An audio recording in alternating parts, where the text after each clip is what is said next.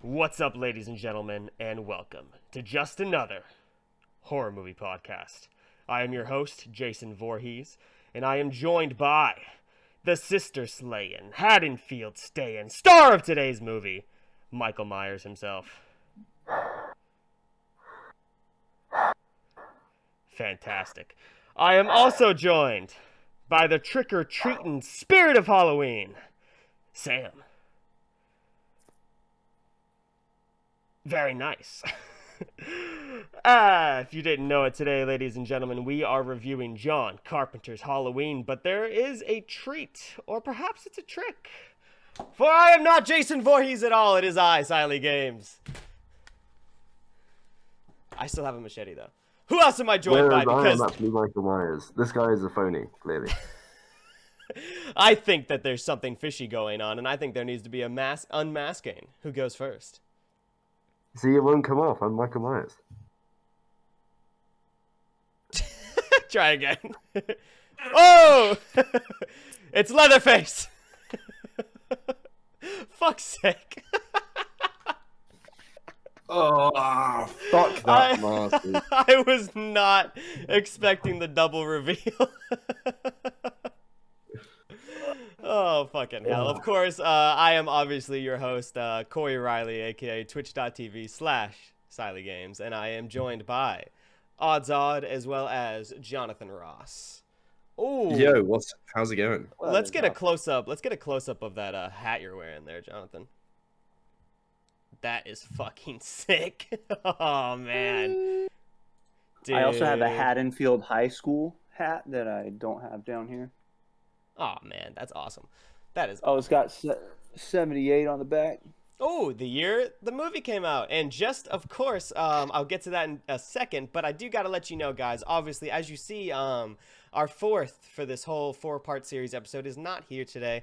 Benny could not make the timing work, which is unfortunate. However, he did send me all of his notes. So he sent me his first thoughts and then his boiled-down review of the movie. So when we get into impressions, I'll go ahead and let you guys, I'll read all that so you can still get his opinion on everything. And at the end of today's episode, we will, of course, talk about what the future holds for the podcast going forward, because obviously this was a special kind of four-part series for the month of October for Halloween 2021. And we will, I'll tell you what, we're definitely not done doing podcasts, but they won't be every single weekend. You'll probably get them like as often as I can make them happen, because obviously, as you've seen, we are not even a full cast right now. So it is hard to make all of the schedules work and work on time and everything, because we've got Odds, who is across the pond there in a completely different time zone, which changed today, which is so strange. Because your guys' daylight savings time is not the same day as the United States, which is just ridiculous. No. Which led to some scheduling issues. Also, just so you know, Jonathan, you're muted. Yeah. Okay. Cool. So there's some weird stuff going on there. So that's why we had to kind of move the podcast. But don't worry about it, because if you're not seeing this live, you're seeing it on youtube.com/SileyGames. So I'm gonna go ahead and get right into it, guys. We are reviewing John Carpenter's Halloween. With a runtime of 1 hour and 42 minutes, it was released on October 25th, 1978. Of course, directed by John Carpenter. Screenplay by John Carpenter and Deborah Hill. The movie was produced by Deborah Hill, and the budget was $325,000, guys. Just below what Evil Dead was, I think, or even exactly the same.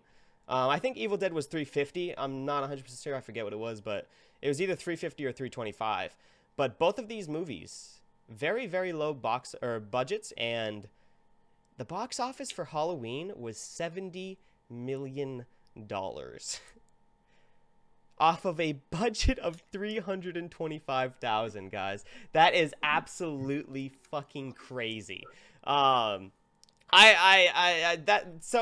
I don't have the Evil Dead stats here, but this was obviously way more successful than the Evil Dead, but not to compare the movies, obviously. But with the fact that these the same. Yeah. These two so low budget movies were just smash hits. And I believe it's 4 years apart, because I'm going to give you a little fun fact here before we finish the little rigmarole going on here. I've got a 1978 is when this movie came out. Then Alien followed it the next year, 1979. And then The Shining followed it the following year, 1980. And then The Evil Dead, 1981. So within 4 years, all 4 of these movies came out. And this was in it was not planned. I did not plan to do these in those years or in that order, obviously because we didn't review them in order. But it took them 4 years and it took us 4 weeks. exactly. So who's really the better content creator Yeah. here, right? So of course, the film is starring Jamie Lee Curtis as Laurie Strode. It is also starring Donald Pleasance as Dr. Sam Loomis and Nick Castle as The Shape, otherwise known as Michael Myers in his infamous mask. Michael Myers, another little fun fact here, was played by 3 different actors in this movie. One actor at age 6 when he, does the thing in the beginning of this movie. We'll talk about everything. And then him again aged 23 when he is unmasked. Spoilers. And again, of course, by Nick Castle, The Shape, which is what his credits are. He is credited as The Shape. So they never say it in this particular movie.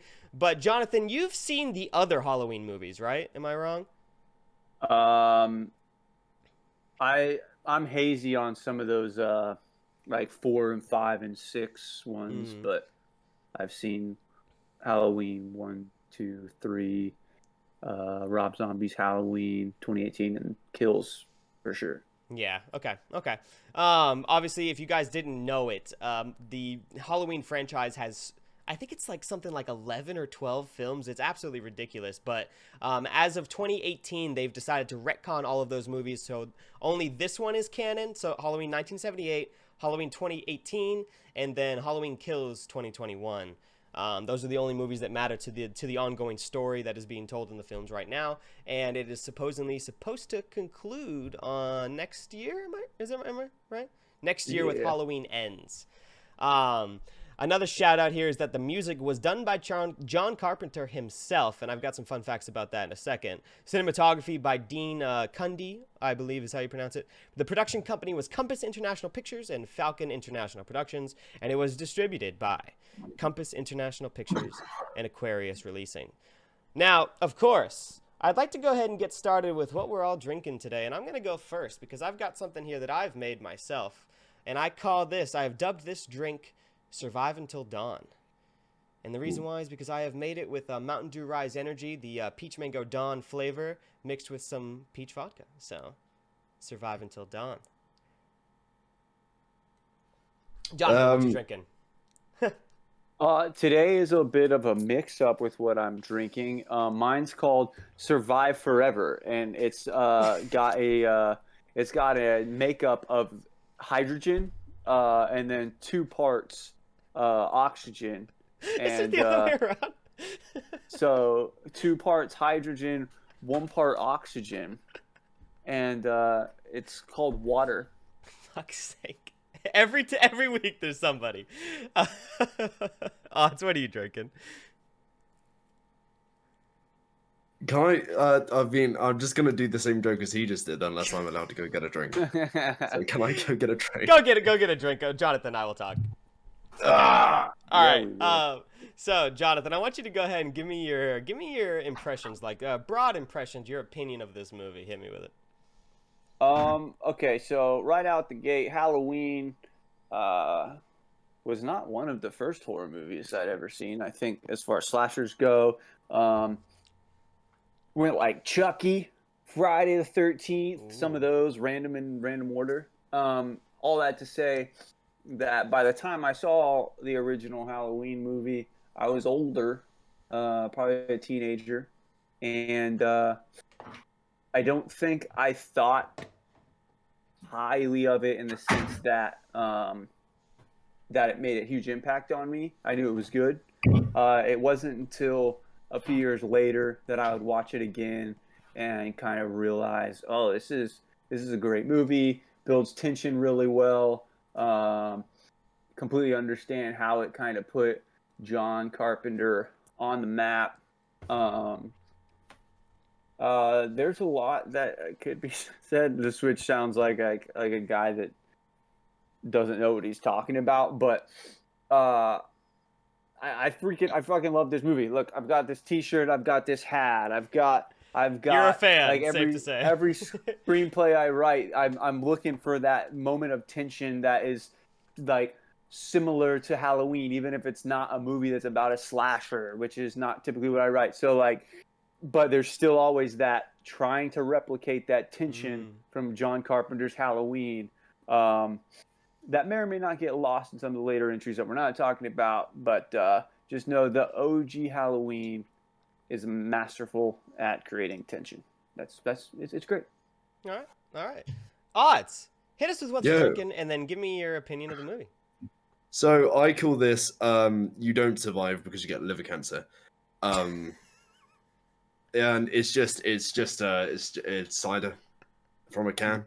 You know, so how I made it, it was a very complicated process. What I did was I walked all the way over to my fridge, and I opened my fridge. Crazy, right? Complicated. Tell us what you thought about the movie. and then hold on. Then I reached my hand into the fridge. Oh god. He's building tension. And then I pulled this bad boy out, and look, get some asthma from this one. Look. Oh, nice. That was crisp. You'd rather have a dark fruit than a white, Harvey says. Nice. There you go. Go on, Odds. Go on. When you told me, I'm not going to tell you the budget yet, because I want to surprise you with it.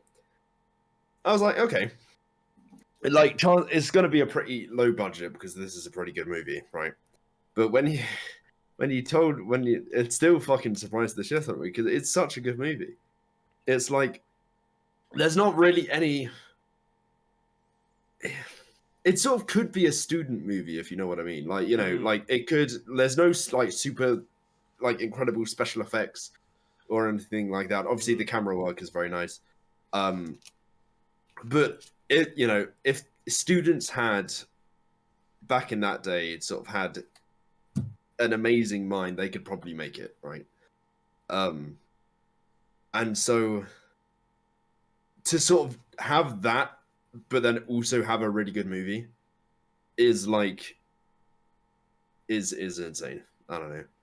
I think I got a bit lost with comparing it to a student movie just then. But do you know what I mean? It's sort of like no, I get where you're going with it. The fact that it's there, like you said, there wasn't any crazy special effects, but they still made a fantastic movie, and that goes to say that you don't need special effects to make a really good movie. And I think to go back to what Jonathan was saying, that I think the tension really kind of propels this movie forward and makes it so good, combined with the absolute fucking legendary music in this movie. Holy shit, dude. The music does, I'd go as far as to say, like, 40% of the heavy lifting to propel this movie into how good it is. And to talk about the music real quick, John Carpenter created the entire score for Halloween himself in 3 days.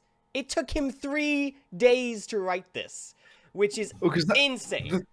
The thing about music as well, right? Is obviously what's the theme song? It's like do do do do do do do do do do do. Like it's not, when you think about it, overly complicated. It's not complicated at all. But to think that he made it in 3 days and now it's just such a well-known thing.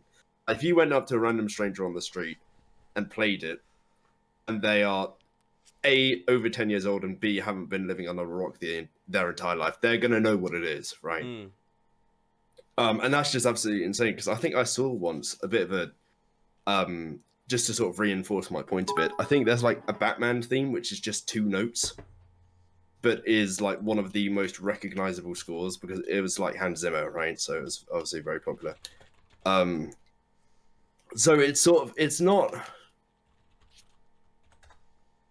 Oh, I don't know. It's more the impact, you know, like the impact that the score has rather than the score itself, if that makes sense. Like being able to. So it's less the score itself, but it's more like how the score gets used. Yeah, and it is used a lot in this movie.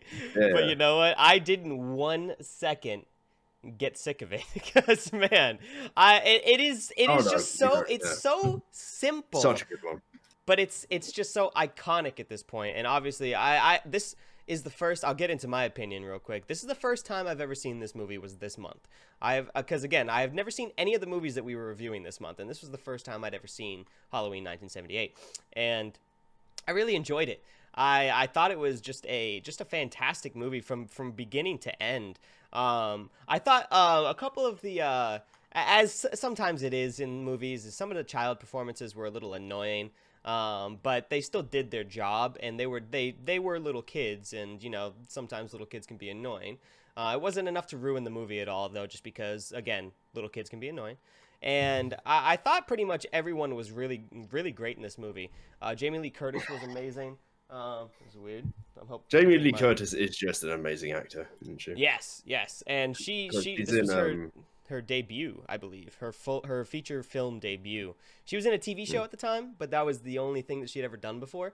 So yeah, she does really great in this movie, and she is like for the most part, she's not first billing because she didn't get paid the most. Donald Pleasance was paid the most as he was the most well-known actor at the time, and that was one of the things that John Carpenter struggled to deal with was the limited budget that he had.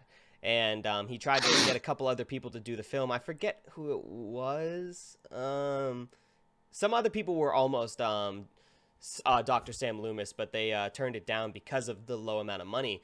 And those people ended up saying that it was the biggest mistake in their career. So yeah, and I think it was I should have wrote the name down, but it was a pretty famous actor.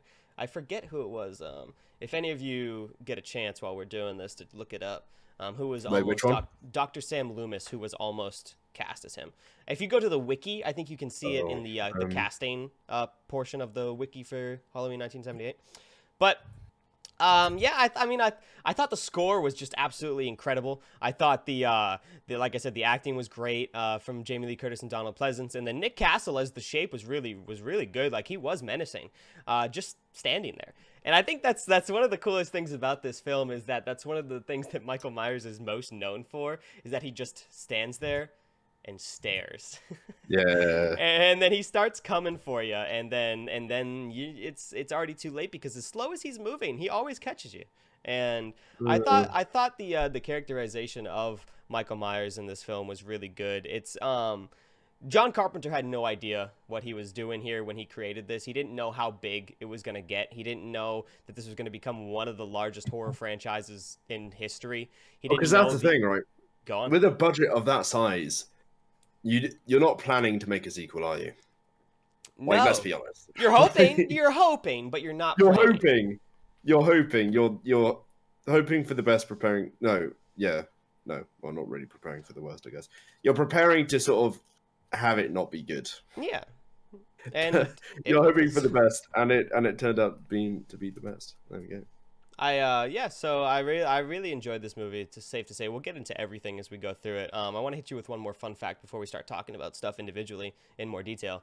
Again, with the fact that John Carpenter created the score for himself in just 3 days, John Carpenter and Deborah Hill wrote the script in just 10 days, and then shot the movie in 20 days. That's all the time that it took to make this movie. Obviously there's post-production and everything, but 10 days for the script, 20 days for the shoot, 3 days to make the music, and then however long it took to be edited. But you can see that this film is actually shot in the springtime, and because of that, you can see that the trees are not properly colored, and Carpenter really wanted to go back and look and kind of change the colors so that way they would look more like autumn trees, because obviously it is set in Halloween, but because of the limited budget that they had, they were never able to do that. So you get what you get here. It was not filmed in Haddonfield. It was actually filmed in, I think it was Pasadena, California. And if you look really closely, you can see palm trees in the background of shots. They're pretty well disguised, but just a couple little fun facts there. And then, of course, the mask. I'm sure this is one of the most widely known fun facts about horror movies in general, because I feel like I've heard this so many times before I ever saw the movie. But the mask that Michael Myers wears is a stretched out and whitewashed Captain Kirk mask. It was whitewashed so that way people wouldn't associate William Shatner's face with evil, because they didn't want to do him dirty like that. But if you notice, when he is spoilers, when he is unmasked really quickly near the end of the movie, you can see the flesh-colored inside, so you can tell it was painted white on the outside, but it was flesh-colored on the inside. But yeah, so Yeah, well, I suppose would have been they had to dirty make, to do William Shatner like yeah, that.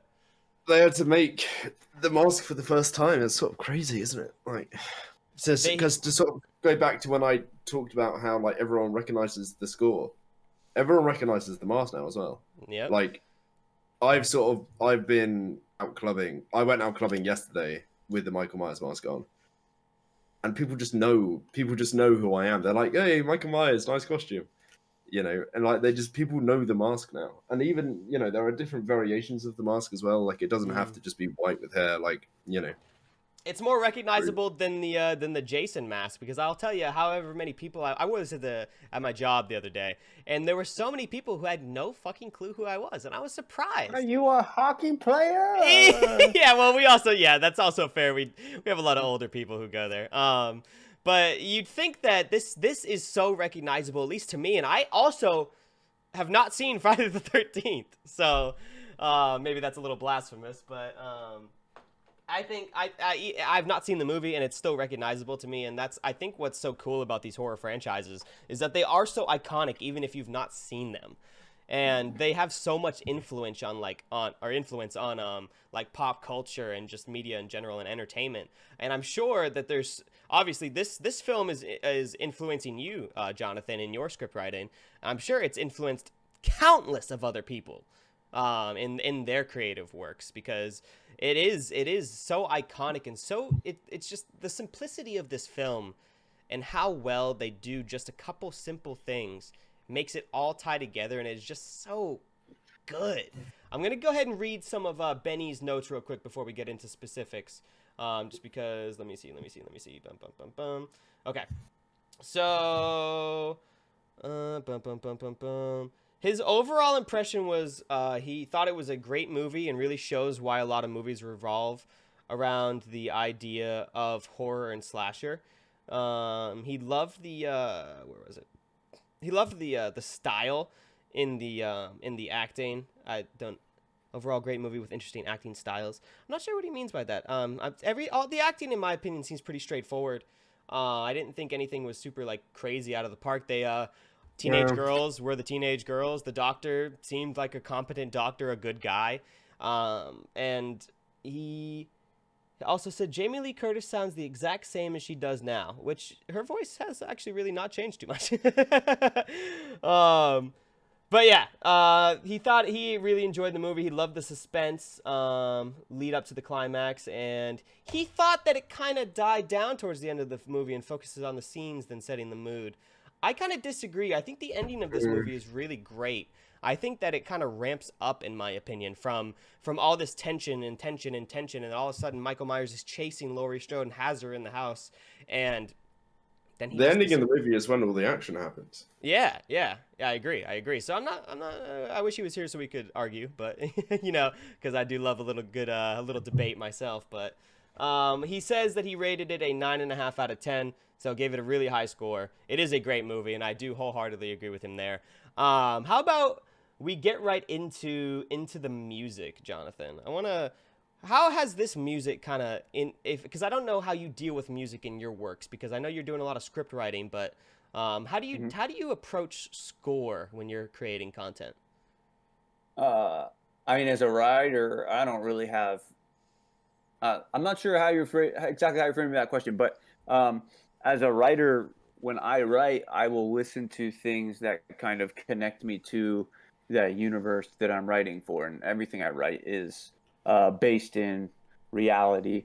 So I kind of just harken back to the inspirations, and like most of what I write is, in fairness, save for like one thing so far, it's like me being inspired by somehow somebody did this one thing over here, but what are the things that I thought watching that movie, like, oh, I would have done this, I would have done this, and that's the cool thing about writing is you can do that. And so then taking those things and transposing them. And so a lot of times I just listen to the music from those inspirations. So right now I'm listening to a ton of John Carpenter, a ton of like dark wave synth, as it is called. Yeah. And it's stuff that just generally sounds like it would have been in, like, Halloween. But the first Halloween was not synth heavy. The second one was more synth heavy. There were and two moments of the synth though that I theme noticed as well. Yeah. Well, in the second one, the theme straight up is he uses a synthesizer, I really? believe. Oh, okay. Yeah. Okay. So it's a departure from his original theme. Yeah, I think a Okay. lot of people, and maybe I have this reversed, but I think a lot of people actually don't like the Halloween 2 theme. But the other side is it might be that a lot of people do. I don't particularly love it. Okay. I think that what he did in the first one stood out much more. But as a testament to how other people feel about his work, I mean, he's making the music for the new ones as well. 40 years later. Yeah, and he's so cool or good. I mean, he is cool too. He just wants to get stoned and play video games. It's like an actual cool quote from him. But That's awesome. Is that he has released 3 just albums that are not tied to any movie that are just really good synth music. And I love listening to those as well. So not just this movie, but his work as a musician has also kind of surrounded me in many ways. And I've listened to it when I'm not writing something scary as well. So I think that the dude's got the juice, for lack of a better word, in terms of the synth score market. He's kind of the guy. Okay. Odds, I know you talked a little bit about the music. I wanted to say that this was a what is it? 5 out of 4 beats, I think is how this was described. Is like the measures of this music. Beats. Yeah, so it's like it's not I forget. Well, I'm not a big music guy, but the way that the like the beats are in that song is because it's why it sounds like it does is because it's faster than 4 beats per bar, I think is how Digi told me about this. Yeah, so it's that's it's like slightly right? It's like slightly faster than what is typical for a score. And I think that kind of does a lot for the movie because it does feel like when the music kicks in, it's like there's pressure, there's tension, and it's like it's fast and it's coming and coming and coming, and then it stops, and then the scene goes on. And I love all of the music cues in this movie, and I think some of them are on the funny side, like when Michael shows up in a shot and it's like, and the synth goes off. And I think some of those are a little funny. I'm sure it was. It might just be because I'm so used to modern films and the way that they look that those moments weren't super scary to me, but they might have been back in 1978. Like when he pops into the frame and the abrasiveness of the synth goes off and he's right there, and I'm sure that was terrifying for a lot of people because I think this is really the early days of slasher films. Am I wrong here? I think this is when like slasher films really began, is this era, right? Yeah. Besides Psycho, Texas Chainsaw Massacre was kind of the beginning of the modern slasher. Yeah, it came right before Halloween. Oh, did it? Okay. So yeah. that was Leatherface, right? Yeah. Yeah. Okay. Because I think Tobe Hooper. I think Psycho is technically like the first slasher, I believe, which was Alfred Hitchcock. Am I wrong there? I think that you're wrong, and the only reason I know that, I don't know the answer as to which one is first. Psycho is the first one we a lot of times we go back to, but I think it's in Scream 4. They're talking about the history of slashers in one of the scenes, and they allude to Psycho, and then somebody's like, actually, it wasn't even Psycho. It was blah, blah, blah, blah, blah, blah. I think I do remember that. I just watched Scream 4 the other day. I don't remember what it was, though, what that other answer was. But to tie it back to Psycho, that is why, because I believe one of the main characters in Psycho had the last name Loomis. and that's why Dr. Sam Loomis is named after that. It was like an homage to Psycho from John Carpenter. So I thought that was pretty cool. So Well, I Andy wanted used the daughter of one of the stars in that yeah, movie.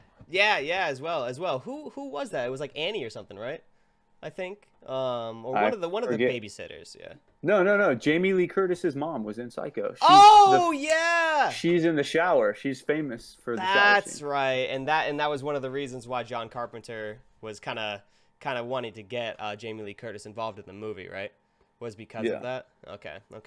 I have some fun Jamie Lee Curtis stuff, but I'll save that. Well, yeah, we'll get there because we are going to talk about the acting, and I want to get to that. But I want to talk about to go back to the budget to tee up the acting is that because the budget for this film was so low, Donald Pleasance was paid the highest. He was paid $20,000 for his time. Jamie Lee Curtis was paid $8,000, and Nick Castle was paid $25 a day for 20 days.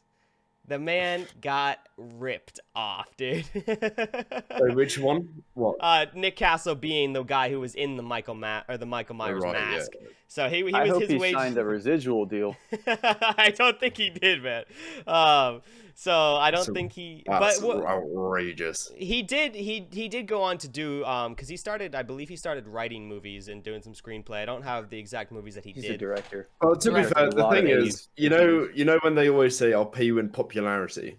Like, I'm sure that paid him more in the future, if that makes sense.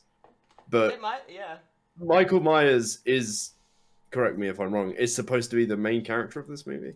Next to Laurie Strode, I think. I think the three Right, main yeah. characters of this movie is Dr. Sam Loomis, Michael Myers, and Laurie Strode. So if you bring up a calculation, do 25 times $500 for Which is not a lot. Not a lot of money. absolutely, that is Yeah. outrageous. Yeah, and I can imagine that probably was a tedious job for him to do because I don't think he had a stunt double. So No. he would do all the stuff himself. I don't know how they did the fall at the end, but Yeah, that didn't look like there was a human in there. nah, it didn't look too bad. But yeah, so he kind of got a little screwed there. But everybody was on a low budget here, so it was just about the passion to make this movie happen. Similar to it wasn't as I don't think it was as hard driven as The Evil Dead because Sam Raimi literally destroyed his health to do that movie. But there was a lot of passion that went into this movie, and you can tell because it to this day is still a fantastic movie, even though it's 42 years later, something like that. Some 43 years maybe, something like that. But it is much later, and it still stands up because I loved it, and and that was the first time I'd ever seen it. So I want to go ahead and talk about some of the acting in the movie.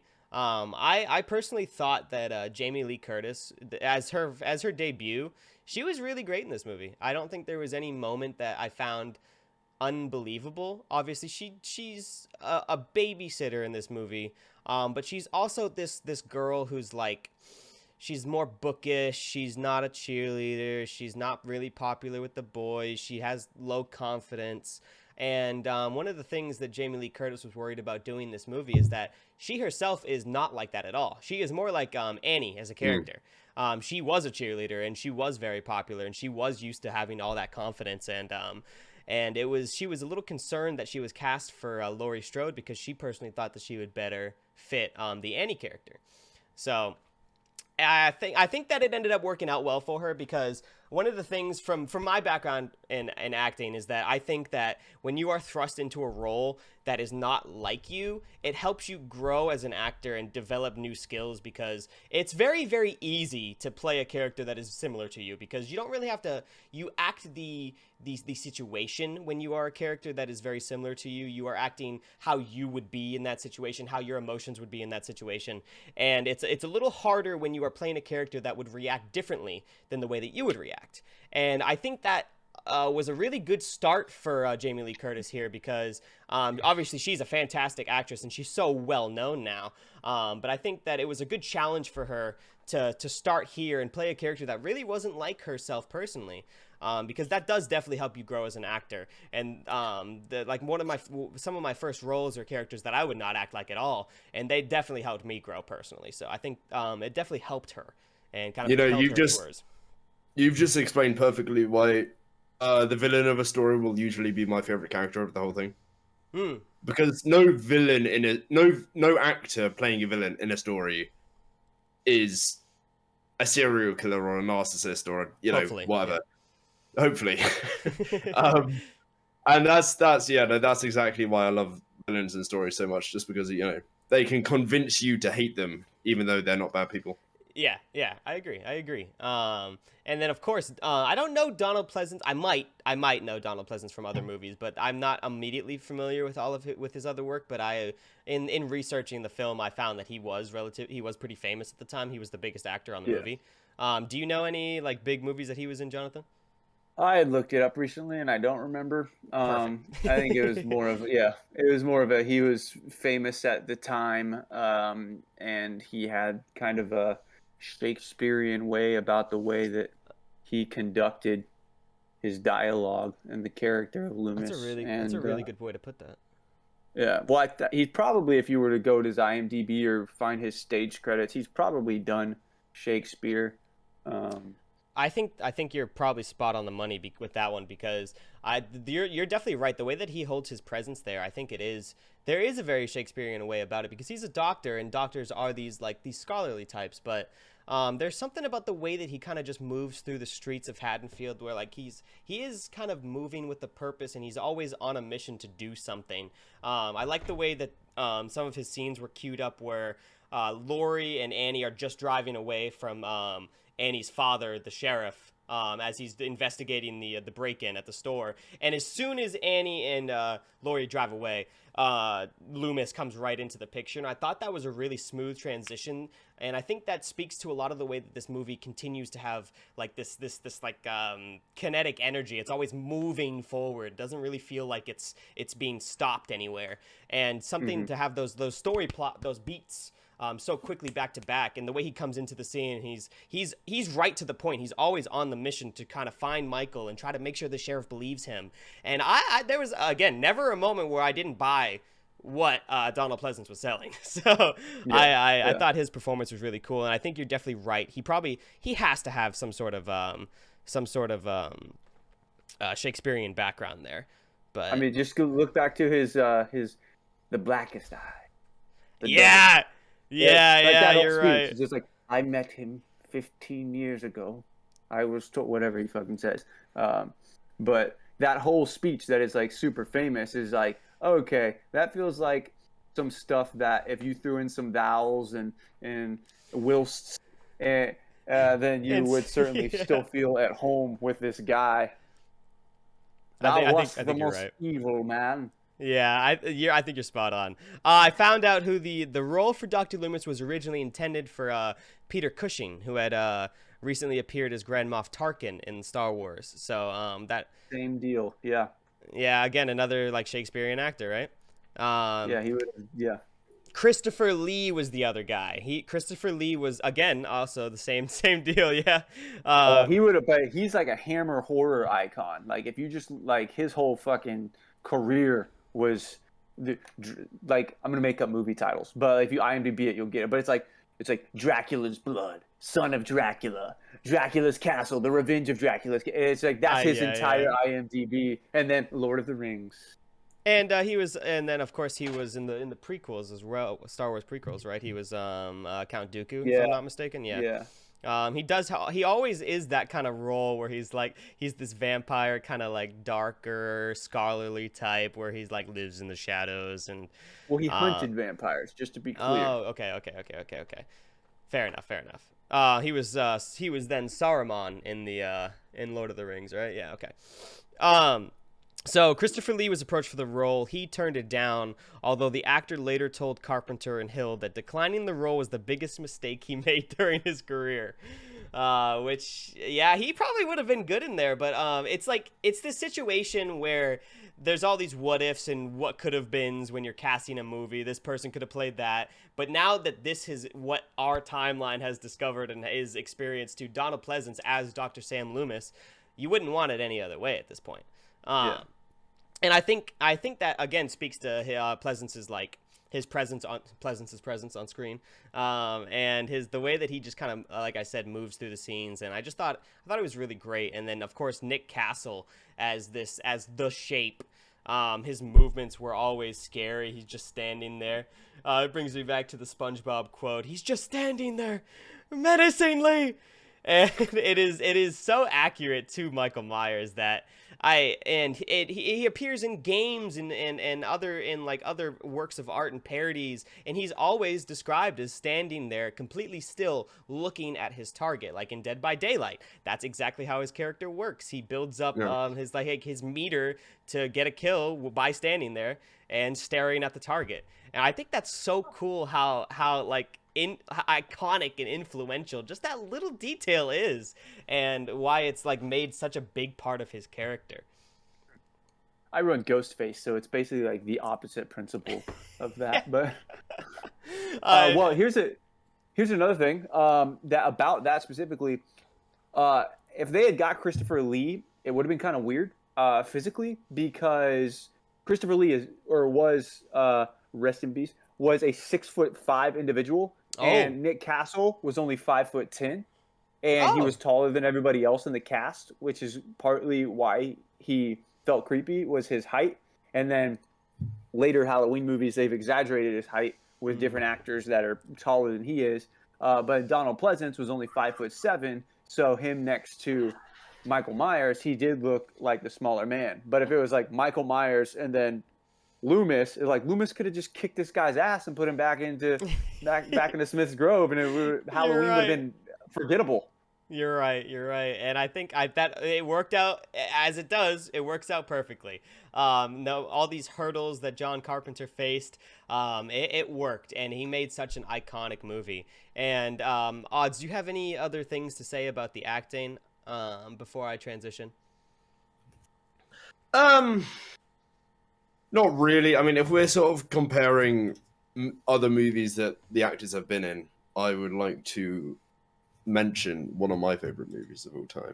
A very popular movie, a very good movie as well, sort of just in general.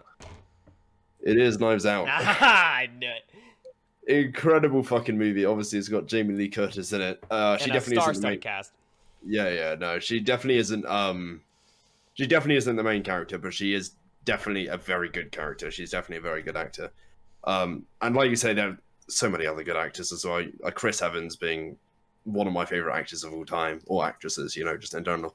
Yeah, I agree. We only call him Buzz Lightyear now, but Buzz Lightyear. Yeah. Have you seen? Okay, I don't want to get off that tangent, but you should check out that trailer if you haven't seen it, Odds. No, I've seen it. Okay, it doesn't really have much of his voice in it, though, does it? No. But it looks cool. But anyway. One thing I'd like to say is that I also thought that Annie was really great in this movie. I thought that I didn't write down the actress's name, but I want to make sure I give her some credit here, because I thought that she was so, she was smooth in the movie, when she's talking to her boyfriend, she was saying smooth comments, well, I think about lots of stuff, but why don't we just stop talking about it and get right down to doing these things? I thought it was really, really cool quotes that she has in the movie. Annie. Oh yeah, so Nancy Keys or Keyes as Annie Brackett, and then you bring up Charles Cyphers as the sheriff. Those two being this kind of the dad and the daughter dynamic. They have this really cool moment, and again, outside of the hardware store, where Lori and Annie roll up smoking a joint, and she's like, "My father!" And they're like, hide this. And Lori's freaking out because this is the first time that she's ever smoked a joint, and she's like, he smelled it. He definitely knew. He knew. But when they roll up to the store, the alarm is blaring, right? And Annie and her father, the sheriff Brackett, they're yelling over the alarm, and she's like, "Huh? What?" And then she's like, "It pays to have a cynical father." And then he says, I forget what his quote was, but he says something super loud, and the alarm completely stops. And then Annie turns to Laurie Strode, and she's like, "And he shouts a lot too." And then they drive off, and it is fucking hilarious. There are some really good comedic moments in this movie. But yeah, that was my last little thing about the acting. I thought it was all really well. I thought the child actors, I think, were just scripted to be kind of the boogeyman. I don't know. I just, but I think it's more of the script than the actual like acting of the child actors. But Yeah. I want to talk Kyle about. Richards Go ahead. grew up to be a decent actor. And what is he? Kyle- No, Kyle Richards. She was the little girl. Then she came back in Halloween Kills, the actual Oh actress. yeah. Oh yeah, you're right. And we just recently saw that. Yeah. But obviously, we might someday talk about the sequels, perhaps. It But does have 78 sequences in it, which fill in some blanks. wait, I'm sorry. What? It does have those 1978 sequences in it Oh, that fill in yeah. some of the blanks. Yeah. And I think I would like to talk about the other two, the Halloween and Halloween Kills at some point, perhaps on a sequel podcast. But I would be down for that because I really enjoyed Halloween 2018. But let's not get into it. I want to talk about the cinematography of this movie because I loved all the shots in this film. The way that because I believe this is the one of the first movies that was using what they called Steadicams, which was like the next evolution in cinematography and camera work in films that allowed them to do these long shots, these tracking shots, and I think they must have been used in The Shining the following years because they have those very similar tracking shots. But there are so many POV shots in this movie that start in one place and then go for like a whole minute or a minute and a half and following a character as he goes through. And I thought that something about him was just so cool. I loved him in The Shining. I loved him here. You first see Michael Myers runs into what's the little boy's name? Tommy, is that right? Yeah, so he runs into Tommy, and then Tommy starts walking away after he's getting bullied by some kids who perhaps make an appearance in the sequel later on. But he runs and he starts walking away, and Michael Myers starts following him, and the camera's right over Michael Myers' shoulder, and then it switches so that way when he gets into the car, it's like Michael's point of view, and he's just following Tommy. And there's so many shots like that. The movie opens with a shot like that. With 6-year-old Michael Myers going in. We should probably talk about that because there's a moment in here. There's two moments in the whole movie that have a little questionable to me. The fact that Judith Myers, which is Michael Myers' sister, goes in here and she's making out with her boyfriend or whatever, and then they go upstairs and like a minute later, he's already walking out of the bedroom. And there's no time skip at all because you see from Michael's point of view the entire time he's moving through the house, and then he gets inside the house after they've just gone upstairs, and Judith's boyfriend is already coming down the stairs. So it's the quality of the minute for him, not the quantity of minutes. Yeah, a little premature there, good guy. But one moment I'd like to point out is when he kills his sister, he puts on the sort of the mask, the clown mask, yeah. Yeah, and sort of from his perspective, if you pay attention close enough, and when he puts on the mask, there must be some sort of cut or something because like the lens switches. That's impressive that you noticed that because that's the only cut in that entire scene. That scene took one of the longest to film, actually. So I think that sunk most of the budget of this movie was that opening scene because John Carpenter wanted to film that in one shot, like one long take. But there is that one cut, and you nailed it, Odds. You nailed it. It's that point where he puts the mask on. That's the only cut in that whole scene. Because it snaps. It like snaps into place like it's a video game or something. Yeah. And that's another like a fun fact thing. But that's good on you for noticing that because that is the only cut. Yeah. John Carpenter had to do it because obviously it would have been weird, hard for them to kind of film that. Putting the mask on, they had to obviously like set dress the camera so that way the mask was like on the camera, and to do that mid scene because I imagine that they would probably have to cut the mask in half and kind of just position it in front of the camera so you can see through the eyelids, the eye slits, and to do that you couldn't because Michael was wearing it, so it was the full mask to switch. There was probably two different props. So yeah, I thought it was really cool how they used the POV shots in this movie, and they do come back in later installments of the series. And I think it's one of the things that is a characteristic of Michael Myers now, because of the way those shots are, that we're always seeing things from his point of view or directly over his shoulder as he comes into the shot, and it's always like is Michael the main character of this movie? Because a lot of the shots are from his point of view. And it is a Michael Myers movie, but it is just as much Laurie Strode's. He only got $25 a day.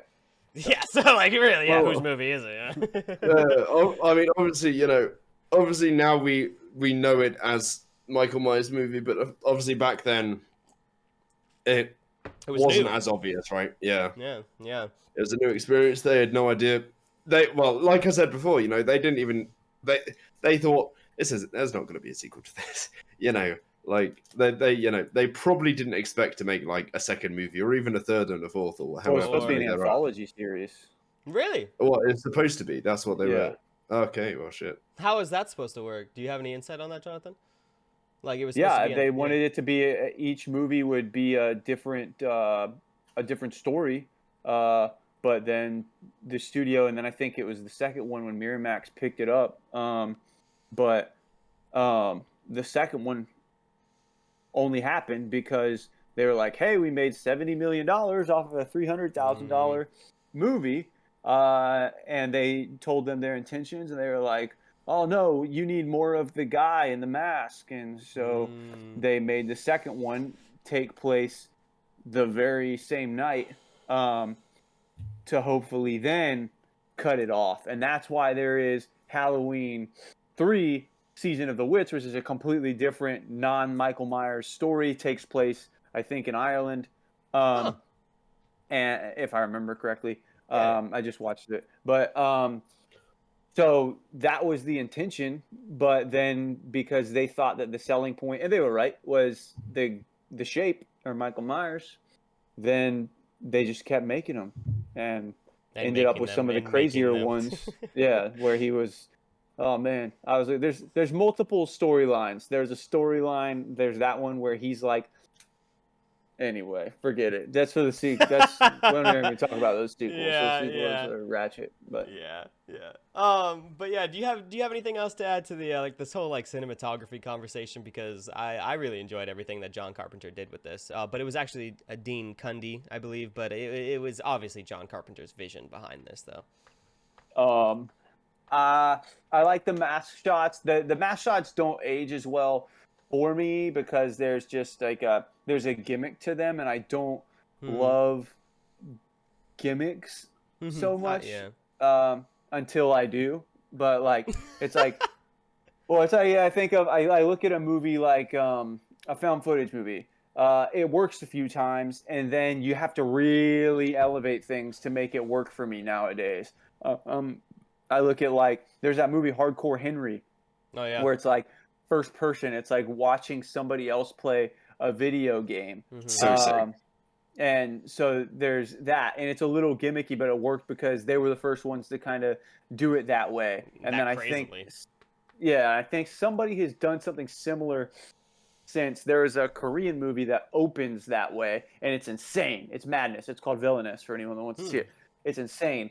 But I think because I had seen a lot of things like that before I ever actually saw the original Halloween, that when I did see it, I was like, oh, okay. And now that every time I watch it, I just don't. I get why people like it. I get why you like it. I'm not like you're fucking wrong. But for me, the cinematography has never really stood outside of a few scenes. Quite honestly, that was never really why I love the movie. But like the shots I do like, I really like. The famous him stepping out from behind the hedges. The moment where he's in the garage and the girl's in the car. I really like the way that was filmed. It was a garage or a carport. I don't remember, is it a garage? Yeah, he's attacking. Garage, yeah. He's attacking the girl in the car in the garage, and then there's the scene where he's eating the dog. I literally didn't know because the way it's filmed like a split thing. Yeah. And like I didn't know until this year that he ate the dog. Yeah. I didn't know that's what was happening because it's so dark. But the way that scene is framed is cool.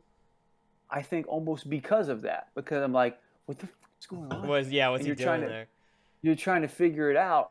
And it turns out that not everybody knew that he was eating the dog. And I learned now because of, spoiler alerts, but not really, there's a 1978 section. We're not going to talk beyond that in Halloween Kills where you see the dead dog, and that's when I finally like put some things I heard people say together, and I was like, oh shit, he's eating the dog. To go back real quick to that garage scene, I thought that was so cool that because you've seen Michael stalk Annie this entire like sequence where she's stuck in the door, she's stuck in the window, and then she's stuck in the laundry room, whatever. And then finally she's getting out of here. She didn't decide to do anything. She gets in the car, and then she notices that there's condensation on the fucking windows. And she's like, she touches it and she's like, what? And then Michael comes out from the back seat, and I thought that was so well done because obviously that man is the heaviest breather that you'll ever see in any movie. So you go in there, and then he's hiding in the car, and then she gets in there, and all the condensation's on the window, and she's like, "What the fuck?" And then he's there, and I thought that was so cool. I'm surprised his face isn't like a raisin because there's not a mouth hole in that mask. It's like a little tiny slit, right? I don't think there is one. Not in my mask that I have. It's not a hole in this. Yeah. When I breathe, I'm breathing in plastic. You know. Yeah. It's just like sweat. It's gonna be like nothing but sweat on. So you get for $25 a day, I guess, huh? But yeah, I thought that scene was really awesome. But I guess that also would probably lend to it the fact that he's just breathing through his nose, so the breaths are even heavier. I didn't even think about that. Yeah, because I always thought that there was a mouth slit, but I guess that would. And a bit of a fun fact. So when you're wearing this, because there is no mouth hole, and because of how sound works, when you talk in this, the sound obviously bounces around the mask, and you can hear yourself, right? In a weird sort of, as if you were talking into a microphone, and like I was hearing it through my headphones, because like the sound bounces around, and then it sort of escapes through the holes, but it also sort of goes past your ears and stuff. And because it can't escape sort of straight through your mouth, so there we go. So if there was no mouth hole, obviously he didn't have to talk, but if he did, then no speech, no dialogue from. He does make some noises. He does. He grunts a few times. Yeah, he grunts quite a lot. He would be quite amazing bed. You know. Yeah, it sounds like it, right? Quite a spectacle. Speaking of that, can we talk about the scene where this is a conversation that Odds and I had, but I wanted to build on it. That when what's her name? The third girl, the girl who is not Annie and not Lori. Linda. Linda, is that it? Something like that. Let me see if I can confirm that. But Linda, you're right. Yeah. Linda, when she's obviously she has this whole another premature sex scene where the guy's done in like less than a minute. and then there's something about this movie, they love that stuff, but I guess they just didn't want to carry it on too much, which does make sense.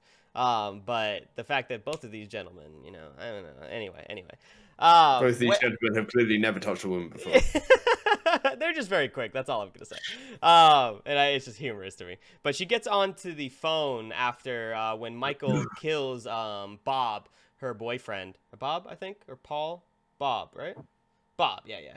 When Michael kills someone might have just knocked on my door. Hold on. When Bob is dead, he gets hung up on the wall, and Michael kind of just stares there, looks at it, kind of cocks his head a little bit, because he is this child character where he is still kind of a child and this whole time, and he's just kind of looking at his work, and he's just like and then obviously Bob doesn't stay there because he's used again. And something that I noticed throughout this movie is Michael Myers is like he sets his scenes, and I think that is a whole like psychology thing. And he does it a lot in the other movies, but he does it quite a few times in this movie where he comes into Haddonfield, he steals the gravestone, and then he kills Annie later on, and then you can see that he's taking Annie's body somewhere, and we're like, what is he doing with that? And you come into the house, and Laurie finds she finds Annie on the bed, sprawled out, throat like fucked up, and I don't think it was slit, right? Was it slit? Did he cut her? I don't remember. But she's dead either way. And she's sprawled out there, and Michael has set the Judith Myers gravestone right on top of the bed behind her. And it's like, and he set the pumpkin there as well with the candles lit inside the pumpkin. And he's like doing all these things to set the scene for Lori to come into. And then Bob falls out of the ceiling and like hangs there. And then she goes over and hides. She's screaming. And then the door opens and Linda's dead body is in there. And again, I think it's a psychology thing about serial killers like setting their scenes after the kills. But I think it's a cool touch because it's really fucked up, and I think it's a very interesting choice to have him. It's do a that. calling card that you can only use once, right? I guess. Yeah, but he continues to set scenes in other movies, and I think that's another one of his like defining characteristics is that after he makes these kills, he sets the bodies up in these fun ways because he is like a child. Yeah, people have said that he has a sense of humor. Yeah. In a weird way. What it says to me most is that the town security in Haddonfield is awful. Nobody noticed the guy in the white mask walk into the graveyard, steal somehow the headstone that weighs as much, if not more, than a human. Put it in the back of a station wagon that was probably reported stolen by that point in time. And then he's riding around with a mask on in a station wagon, and everybody's just like... Well, the thing about that, though, is I think it's because it's Halloween that nobody really pays attention to him, because he's also just walking through the streets next to trick-or-treaters and everything, but he's wearing a costume. So it's like... So were they like... That's a styrofoam headstone that he got from Home Depot. Possibly. I mean, yeah. I mean, it is Halloween night, and I think it kind of puts that framing into mind where it's like nobody's really paying attention to this guy because everybody's dressed up. Everybody's got spooky shit all over their yards, and there's toilet paper hanging from the trees and shit, and you see like fake gravestones and like skeletons hanging around here because it's Halloween night and it's spooky season, and nobody's paying attention to this guy because of that exact reason. I think that's why he's able to get away with all the shit that he gets away with, because to everybody else, he's just another guy in the mask. It's funny, bit of a sort of thing that relates to what you just said, but sort of different movie. I went to go and see Venom Let There Be Carnage today, and there's a scene where Venom is walking around a party, and everyone's like, nice costume, dude. Like, nobody suspects that he's actually an alien. Yeah, because it's a fancy dress party, right? Don't they know who? Sorry, that's a different movie, but I'm pretty sure go on. Knows who Venom is at that point, though, is the thing. Huh? I think they all know who Venom is, though, because of all the events in the first movie. Oh, right. But they still think it's a costume, because some guy says nice costume. Yeah, true. But yeah, that is a good comparison, because it's this thing where these people who would not fit into everyday life in normal circumstances fit in on this particular time and occasion because it's a costume party or it's Halloween, and they can get away with all this shit because they're just another masked man. And I think that's why this works so well, is because Michael is literally just able to walk through, like, he's walking right past trick-or-treaters and they're not noticing him because it's Halloween and people are trick-or-treating, they're dressed up and they're having fun. But yeah, that's my personal take on it. I think that has to be how he gets away with all that shit, because obviously, like you said, Jonathan, it's pretty obvious that he's like, because he kills that mechanic, he steals his outfit, and then he breaks into the store, steals the mask, and then he's walking around with this gigantic gravestone and shit. And somebody should stop him. But to go with your point, is that the cops in this town are also a little dumb. So I think it might be like a 50-50 cocktail here, that you're dealing with, it's Halloween, but also the cops don't believe the doctor at first. They think he's crazy, or they're not taking him seriously. And then Sheriff Brackett is kind of like this like goofy character who shows up a couple times to jump scare people, where he grabs them on the shoulder. And because he does that to Laurie in the beginning. He's like, it is Halloween, Laurie, everyone's entitled to one good scare. And then he does the same fucking shit to Dr. Loomis, where Dr. Loomis is yelling at the kids who bullied Tommy earlier on in the movie. And I know I should know their names because I've just seen them in a bigger role, but I don't remember them. So one of them gets all the way up to the Myers house door, and then Donald Pleasance is over there like, hey, Lonnie, get your ass out of there. And then he like they all run away, and then Donald and Loomis like smiles. He's like, yeah, I did good there. and then Brackett puts his head on his shoulder and he scares him and he jumps around. And that's like I think it pays to the fact that the sheriff, like the police force in this town, is not very competent. They're just like, I don't know, I don't think they get a lot accomplished here. But at the end of the day, it's not said in this film what actually happens right after he gets up and walks away. It is after the ending sequence where he is thrown off the balcony. It's left to the imagination of the audience to see, like, where did Michael Myers go? Loomis and Laurie Strode are they're stuck in there, and Laurie's crying because he got away. She can tell by the look on Dr. Loomis's face that he's not down there anymore, and she just looks at him and cries. And it's so good because she doesn't actually see. She doesn't see that Michael Myers is not there on the ground. Because she's down there, she's hurt, she's injured. All she sees is Dr. Loomis's face, and she can read that. His entire face says everything, that Michael is no longer down there. He has disappeared, and she just starts sobbing. And I think it's just it's such a good way to end the film, I thought. And yeah, the intent with that, for those that didn't know, was to go along with that anthology thing, was to give you the idea now, because then they hoped, I guess, people would see this movie, and then you're going to see some shaped costumes pop up. So the idea being that now the psychology is like, where is he? He could be anywhere. He could be in your town. And so like you've got this kind of like spooky feeling where like he could just be anybody, anywhere. And so that was a nice touch until they retconned that idea to create a second movie that explains exactly where he went when he stood up. And now we know even more. But yeah, I was about to say, because there's two different takes on it. Because I imagine in the original sequel they explain that as well. Yeah. Yeah. Okay. And I will say, in regards to the ending specifically, the Rob Zombie movies were initially like either love them or hate them, and this season it has brought out a lot of like Rob Zombie remake fans. I would say watch those. The endings, I think, I like the way that he does the endings and then picks up his second movie. They serve what he does really well. That was just a wreck. That's all. I like him. Okay, I got you.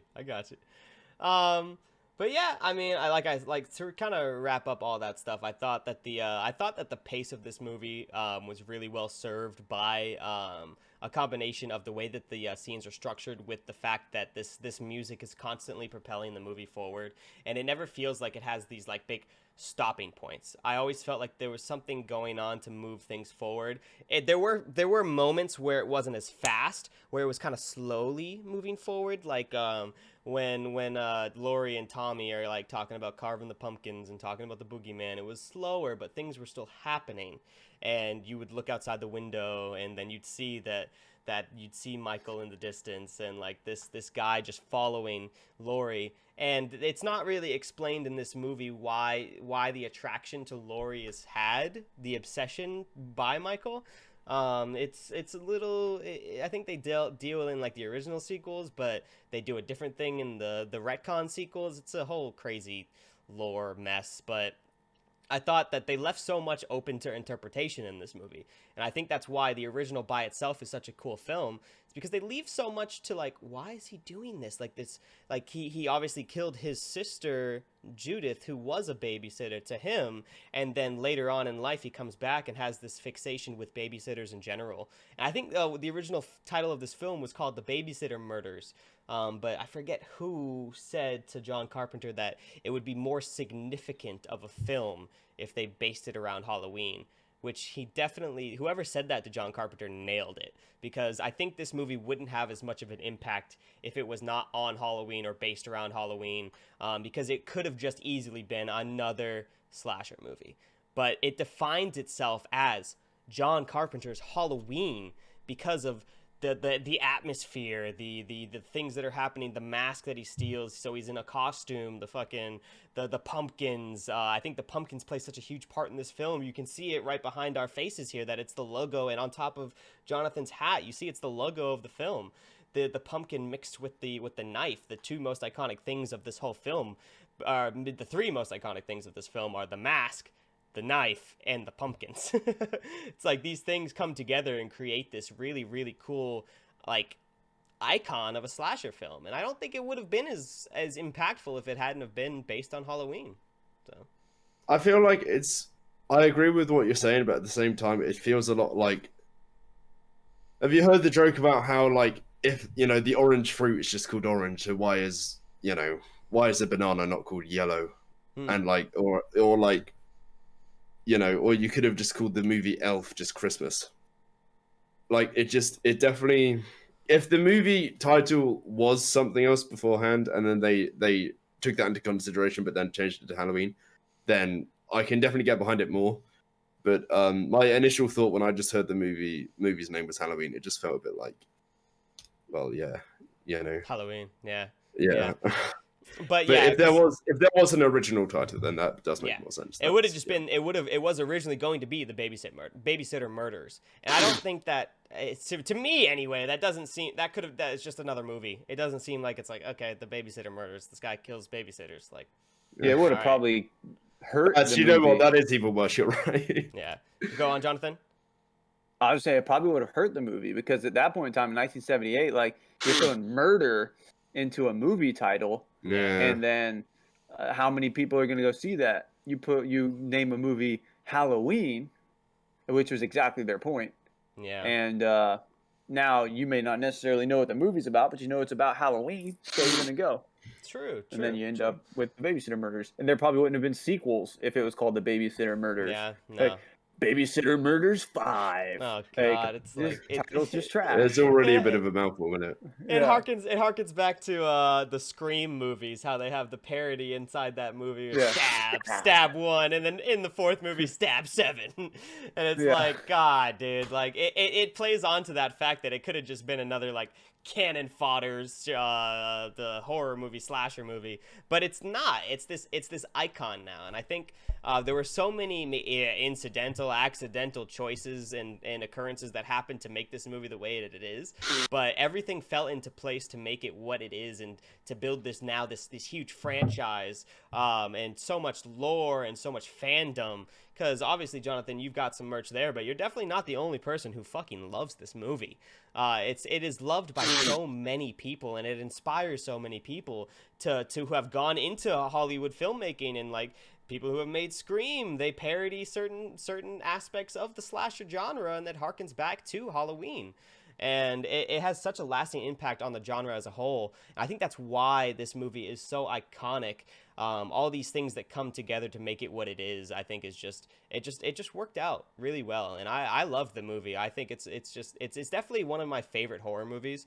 To be honest with you, I wasn't truly like scared of the movie, but it does have a lot of tension and suspense, which is it's in its own way adrenaline building and heart pumping, but it wasn't like super scary. Like I wasn't looking at something and just being like terrified of whatever was happening on screen, like a lot of like modern horror movies deal with, because I wasn't really truly like horrified of any of the movies that we've watched in this age, because I think what really gets me now is probably my desensitization to horror through movies and video games, me playing all these horror games where it's these really good special effects of just gnarly human beings, like the human form being messed up. And like, if for example in The Conjuring, the most latest Conjuring, they open with a non-spoiler, they open with a exorcism scene and some shit that happens in that exorcism where they move this little boy's body in such a contortionist way. That is truly scary to me, and these effects are top notch. But this is scary in a different way, akin to the suspense and tension of the movie. I don't know if there's more than one type of horror. Like, because I've always told you, Sally, like the one thing that I won't have in a horror movie or game is gore, right? And that's gore, horror movie, suspense, atmospheric horror. Like there's so many different types of horror. Like horror itself. Obviously, genres is like the big umbrella term for it, but then horror is also an umbrella term for all of these different other things, which, it's crazy to think that it can be broken down so much like that. Yeah. What about you, Jonathan? On the horror side of things, the being scared. Oh, okay. I was like, what about me? No, I mean, I don't think that I mean, you have to ask yourself, what is tension at the end of the day? That feeling of tension that you're having. Is there different genres of tension? Because ultimately, there's like a tension between people, and then there's Mm, situational, like created tension, which is true. ultimately anticipation. And then what are you anticipating? You're anticipating that you're going to get scared. So then are you in some way just scared already? And so Mm, I think it kind of, that's why you hear people use words like thriller and like suspense. And it's yeah, just like yeah. at the end of the day, so many of these things boil down to the fact that they're trying to instill fear or tension in you. That's true. And I think that the first one is great with tension. I also think it was one of the earlier movies to actually show you somebody getting killed, because there's another type of tension that uh, serves other horror movies really well. PG-13 kind of uses it a little too much, but the like implied action of Um, of showing with the way PG-13 messes it up because it's way too implied. The way I think it can be done well, and I think some of the Halloweens do this, is it shows you up to the very moment that something terrible is about to happen, and then you lose sight. So like pan up, and it's like we're it's like, watching the knife, and we're yeah. seeing it up here like you're doing right now. Or like you see a swipe of a machete in like a Friday the 13th movie, and then you don't see it cut the head off, You but hear the it. next shot you see, yeah, you could hear it, or the next shot you see is like a completely shadowed out head hitting the ground, so you don't see any of the gore. You just have this like silhouette. So all these techniques that I think are really good. But Halloween was kind of the movie that said like, we're gonna show you somebody get stabbed. You're gonna see the person get stabbed, and the trick being that they were probably using retractable knives, because when you Mm, watch the people get stabbed in Halloween, you're not like, oh gross. Not in the old ones. You're not like, oh gross. yeah. But like if you were in 1978, you were probably like, It's like, oh, oh, yeah, oh, yeah, yeah, God. yeah. So it's all. I Whereas, think it's really relative to the times, whereas kind of like you were saying. you and I, when we saw Halloween Kills, there were moments where we were like, holy shit, and like, Yeah, oh different fuck. story. Halloween Kills Yeah, and Halloween '78, despite Carpenter's involvement, yeah, are a canyon apart in how they truly. handle the violence. They're both showing you the violence, but Kills is just like, oh, you thought you were just gonna get more people getting stabbed. That's sweet, And it's, and then it just goes crazy. I remember vividly. There's a moment where it was a particularly gory thing, and you like audibly were like, "Holy fuck!" Yeah, And it was at just, one point I think I straight up said at one point, "Oh, I didn't think the movie was too much," but at one point I was just situationally I was just like, "This is a lot." uh huh, and Hold yeah, on, Yeah, man. and it is. go for it. Yeah. Tyler's asking if I'm wearing a costume right now. So Oh yeah, let's Yeah. go. We are nearing the end of this, so I'll go ahead and I'll slap my mask back on. You're not required to, Jonathan, if it's too much of a pain in the ass, but I'm gonna go ahead and Oh, slap this bad boy on as we close out everything. But yeah, so there you go, Val. Yeah. So, yeah, it was a really, I Oh, you really, can't oh, see yeah, I was right gonna now. say you're standing up and the whole mask is gone. Fucking bullshit. But yeah, it was, I really enjoyed this film, and obviously I know you guys did as well. But we had a lot of fun talking about it, and I've always obviously had a lot of fun discussing these movies in general with you. I personally thought that Halloween was, I it's hard to say to compare it to the other films. Are you trying to talk, Jonathan? nope. No. Okay. Okay. Okay. I'm getting an echo from you, odds. But Yeah, so I Wait, thought what? it's hard to compare all of the movies together because they're Wait, all very still? different. You're good. It's all very different from each of each other. But I liked all of these movies individually for their own reasons, and I think they're all every single one of them a little. I'd rate just in my personal opinion, not to shit on the movie, Evil Dead 1 a little lower than the rest of them, but I thought across the board the Shining, Alien, Evil Dead 2, and Halloween were all at least 9 out of 10 movies for me, and in widely different reasons. Like Evil Dead 2 being just a blast, Alien being this cool sci-fi space exploratory thriller horror type thing, and The Shining being this masterpiece of like artful filmmaking and this descent into madness. They all do these things so well in their own different rights that makes them such good movies individually. And I enjoyed each of them for their own thing. And I've had a blast talking with you guys and Benny about all of these movies. And I obviously want to continue doing podcasts like this, but as you can see, like I mentioned in the beginning, it's a little hard to get everybody together at one time. And this is why we're missing Benny, and it can be a little difficult for scheduling stuff. So I don't want you to think that the podcasts are going to stop, because they're not going to. I'm going to continue to do podcasts under the overall umbrella of just another podcast, and insert whatever we're talking about there. We could talk about anime, TV series, movies, comedies, Christmas movies, whatever. But they will continue to come, just probably not as like fluent as this has been this month. This was a special 4-part series, and we'll see what's going forward. But just know that you're gonna get more podcast content. I want to go ahead and thank both of you for being here and being with me along this journey. It's been a blast. I want to go ahead and give you a little bit, give you the floor, Jonathan, to talk about just these movies in general, and then odds the same. How you enjoy talking about them, how you felt each of the movies compared to each other. So. I don't know. I'll really flesh out my thoughts here. Let's see.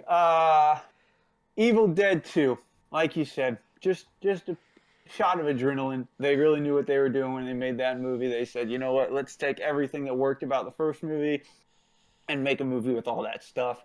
And it worked to great effect. Alien, still really, truly, to me, one of the greatest master classes in tension just that there ever was, maybe more so than Halloween. The Shining, just excellent storytelling. They gave us really the first horror epic that we've ever had, and there have been very few since. The sequel really being the only thing remotely close that I can kind of think of. And then Evil Dead 1, you know, we needed it so that they could discover what they needed to do to make it all better. And I'm glad as hell that they did. And then Halloween, just one of the most impactful movies on me in my entire life. If I had a solo podcast, then I probably would have gone on just about as long as we did here about what that movie does for me, how it impacts my writing, from the music to the scenery to every other thing under the sun. And I don't think it's a perfect movie, but I think that it is the movie that it needed to be, that I needed it to be. Feels like there's a bug on my head. And so I'm just very thankful it exists more than any of the other movies on this list. It's impacted me the most. Alien, you know, they've all done something for me. And yeah, I'm just grateful they exist, if I had to sum it up. Nice. And obviously, Odds, as our resident non-horror fan, particular, how did you find this whole experience for you? Oh, he's Michael Myers. Sorry, Michael. Oh, dude. Okay. Well, you can take it off if you want. no, that's all right. Okay. Just as well, I'm going to use a bit of a weird term here, but I'd sort of call myself I suppose the underdog of this whole thing, right? Like I definitely when I started this, I was like, I'm not going to bring anything to the table. But I'm sort of proud of myself and surprised of myself, and I don't know what you guys think about my contribution.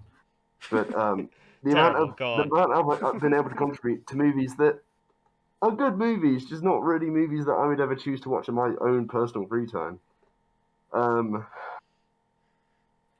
And sort of, they are like, I think, I can't remember which podcast it was when we had the conversation about good movies versus movies The that you very like. first one. The very first one. But all of these movies are good movies, right? For sure. Definitely aren't they haven't changed my life for the better like they have for Jonathan here. But they are still good movies, Mm-hmm. And sort of seeing this other section or other area of sort of movie making, because obviously I've never seen these types of movies before. It's been a learning experience, right? And I will say, not having like a strict schedule to do this on is definitely going to be a lot more refreshing. But yeah, no, I mean, I definitely didn't expect to take so much from this. Obviously, I definitely didn't take as much as you guys, I'm sure, but Yeah. I But it was still it was fun. Still definitely, fun. it was sort of more of a learning experience. Probably I'll give you a little heads up about what's probably gonna come next. Eternals comes out next week. So Marvel's Eternals, and Odds and I have already done one episode of Just Another Marvel podcast, so we are definitely gonna continue to do that as the Marvel movies come out. I think so. Probably every time that a Marvel movie comes out, you'll probably see Next just Saturday. another. Yeah, just another It's- Marvel podcast. Next Jonathan, Friday is the day it comes out, but I'm going to be watching it Saturday. got it. Jonathan, if you're interested, you're always welcome. If you want to hop on those Marvel podcasts, I don't know how super into those that you are, but you're always welcome if you're interested.